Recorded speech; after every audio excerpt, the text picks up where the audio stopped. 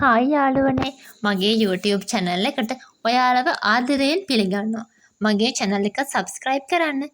අද මං කතා කරන්නේ ගොඩක් අයට වැදගත් වගේම ගොඩක් අයට පැන නගින ප්‍රශ්නයක්. අද සමාජයේ වැඩිහිටියන් හා තරුණයන් අතර මේ පිළිබඳව බොහෝ ගැටලුත් ඇති වෙනවා. ඒ තමයි වැඩිහිටියෝ සමහර වැඩිහිටියෝ කියන විදිහට අපේ කාලේ නම් ඔය පැණිරස හැම දෙයක්ම දරුවන්ට දුන්නා. දැනුත් දෙන්න ඕව දුන්නා කියලා මුකුත් වෙන්නේ නැහැ. ඔය උඹලත් හොඳට ඉන්නේ. අද මේ පොඩි උන්ටත් දෙන්න කියන කතාව. මේ ගැන ඔයාගේ අත්දැකීමත් කමෙන්ට් කරන්නකෝ. තරුණ දෙමව්පියන් තමන්ගේ දරුවන්ට පැණිරස කෑම වගේ දේවල් නොදුන්නට වැඩිහිටියන් නිතර දෙන්න කියනවා. සහ ඔවුන් මේවා දරුවන්ට දෙන්න උත්සාහ කරනවා. ඔව් ඉස්සර පැණිරස ඇති වෙනකන් කන්න ඇති. හැබැයි දියවැඩියා වගේ මුකුත් ප්‍රශ්න වලට ඇති වෙලා නැහනේ. ඔන්න ඔහේ දෙමු කමක් නැහැ කියලා කෙනෙක්ට හිතෙන්න පුළුවන්. ඒත් ඇත්ත කතාව ඉස්සරත් දියවැඩියා වෙන රෝග තත්ත්ව තිබිලා තියෙනවා.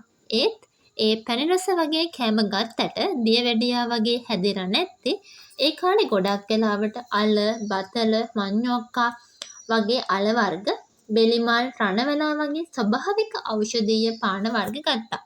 මේවා අපේ ඇඟට හිත කරයි. අපේ ඇඟේ සීනි පාලනය කරනවා.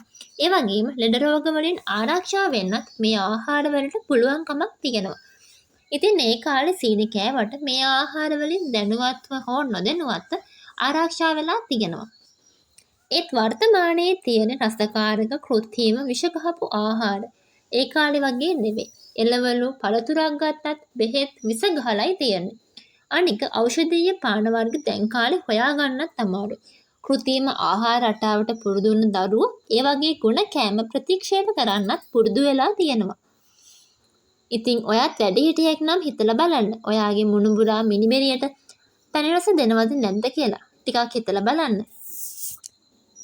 මේ වගේ වටිනා වැදගත් වීඩියෝ බලන්න channel එක subscribe කරන්න. හැමෝටම සුබ දවසක්.